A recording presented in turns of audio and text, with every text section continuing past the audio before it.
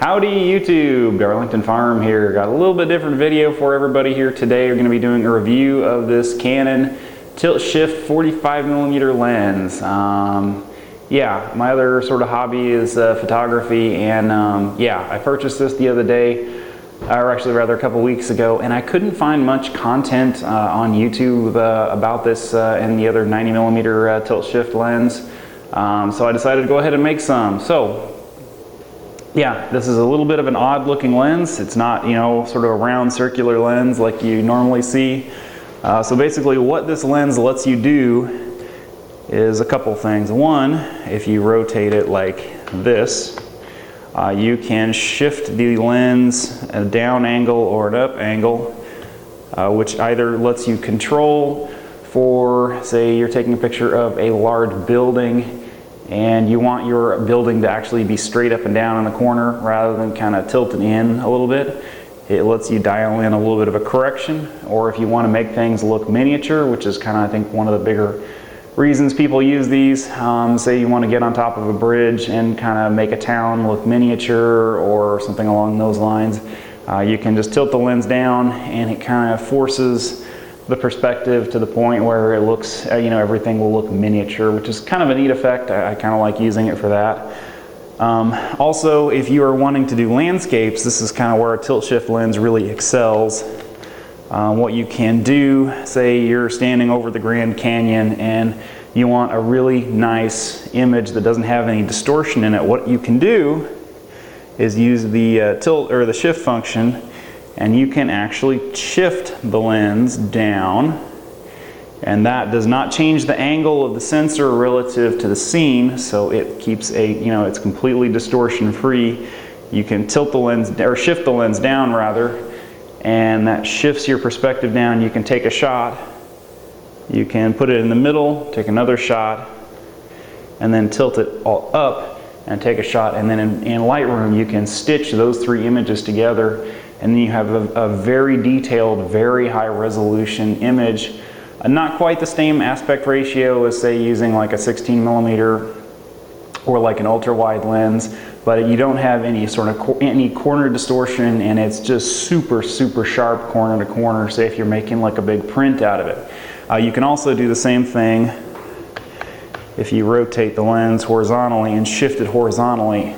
I've not had a chance to really play with this a whole lot. I've done a few just kind of for fun. This fall I'm really anxious to go down to Brown County State Park here in Indiana. There's some really big overlooks where you can look out over sort of the forest, and you know, as the leaves change, I'm really anxious to give that a go.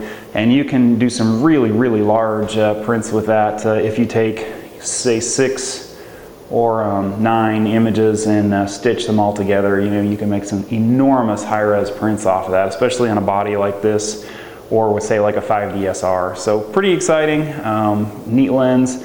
I really like to pick up the 24mm version too, but they're still pretty spendy. Now also, if you were looking to purchase one of these, check out eBay. I got this one for like 600 and some bucks.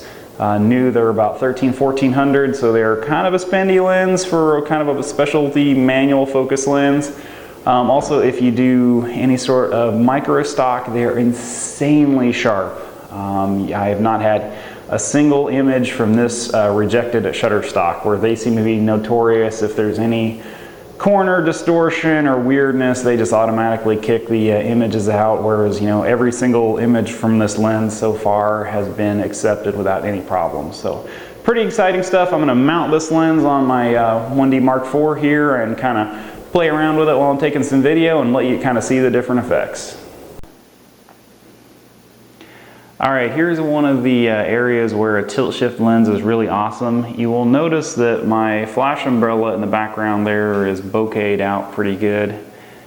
Yet my whole camera body here is in nice sharp focus. Now the way I am able to achieve that is not through a really narrow aperture, but I have tilted the lens off to the left. I've tilted it a few degrees over that way. Let me tilt it back here to the center. Boop. And you'll notice that this side of the camera went out of focus. Now I can go back and do that again. Or I can go in the opposite direction and really exaggerate it, and you'll notice that I have a really defined area of focus right in here. Now this is really nice if you're, say, taking food photographs, which is one of the reasons why I have this lens, and you want to get a really nice sharp yet shallow depth of field shot of a plate. You can angle the lens so that you can kind of focus, or you can adjust the focus point on the area you want, which is pretty handy for that. Another thing that's really neat is if you want to take landscapes, you can rotate the lens to either vertically or horizontally and shift it rather than tilting it to the left and to the right. Now I am not moving the camera at all. I am merely adjusting the shift function on the lens. Now this is really nice if you're taking, say, food or product photographs, or if you want to do a landscape. What you can do if you're taking a landscape, you can take one in the middle, one shifted to the left and one to the right, and then you can go in Lightroom and you can stitch those back together.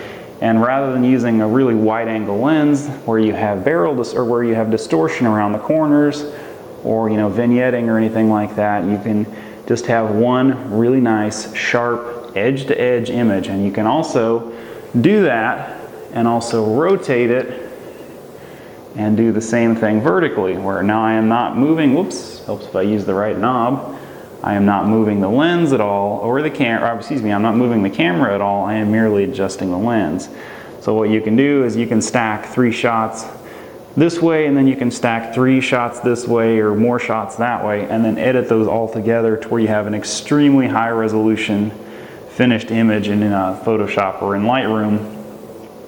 This is really neat if you're doing landscapes and want to make large prints of it. Anyway, I hope you enjoyed this little video here.